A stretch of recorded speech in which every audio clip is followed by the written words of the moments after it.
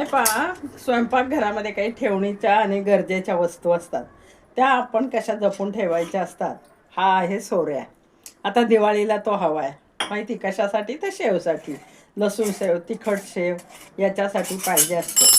याच्यात पहा 4-5 ताटल्या असतात आणि त्या सगळ्या आहेत. काय होतं, आपण दिवाळीला फराळ केला आता त्याच्यामध्ये या बाजूला कडेला असं राहतं पहा, खरकटं राहतं, विशेष म्हणजे पीठ राहतं आणि तो खराब होतो. इथे पण असंच राहतं आणि खराब होतं.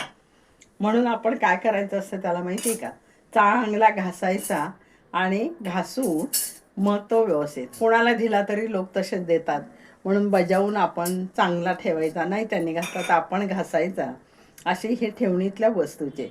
उन्हाळ्यात कुरड्या करतो तेव्हा सुद्धा त्या कुरड्याचा चीक असा राहतो याच्यामध्ये आणि खराब होतं, हिरवा होतो. मी आता तो घासल्यानंतर तुम्हाला दाखवते.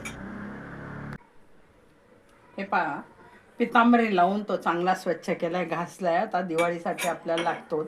आणि त्याच्या ताटल्या पण 4 घासल्या, सुकवल्या, उन्हामध्ये चांगल्या वाळवल्या आणि मग ठेवलेल्या आहे. आपण कोणाचा आणला ना दुसऱ्याच्या मदतीला, त्यावेळेलाही तो तसा असण्याची शक्यता असते. तर आपण काय करायचं, आणल्यानंतर तोही घासून घ्यावा, का दुसऱ्याला देताना तोही आपण घासून स्वच्छ करूनच दिला पाहिजे. म्हणजे ही भांडी स्वच्छ आणि व्यवस्थित राहतात. पहा, हा कसा स्वच्छ झालेला आहे. तर आपण ठेवताना कुरड्याच्या वेळेस असो किंवा याही वेळेस असो, आपण त्याची स्वच्छता केली. गावाकडे तर काय करतात माहिती का, असा ओपन देतात आणि याच्यामध्ये भरून गहू देतात, रिकामा द्यायचा नाही म्हणून. ही गावाकडची पद्धत आहे. म्हणजे आपोआप तो घासलेला आपल्याला दिसतो. काही ठिकाणी शहरामध्ये मात्र असाच आणून देतो आपण, ठेवतो आणि नंतर लक्षात येतं की तो खरकट आहे, असं आहे. तर म्हणून आपण आपल्या ह्या ठेवणीच्या वस्तूची काळजी, अशा बऱ्याच वस्तू आहेत पण त्यापैकी एक ही आहे, हा पितळी सोऱ्या. आता हल्ली प्रमाणाचं कमी झाले, अंजलीचे स्टीलचेच वापरतात.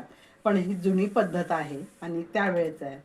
लग्न झालं तेव्हा 1973ला अवघ्या 4 रुपयात मी लाकडी सोऱ्या, मुक्काम पोस्ट नावरे, तालुका शिरूर, जिल्हा पुणे या ठिकाणच्या यात्रेत सासूबाईंकडून घेतला होता 4 रुपयाला.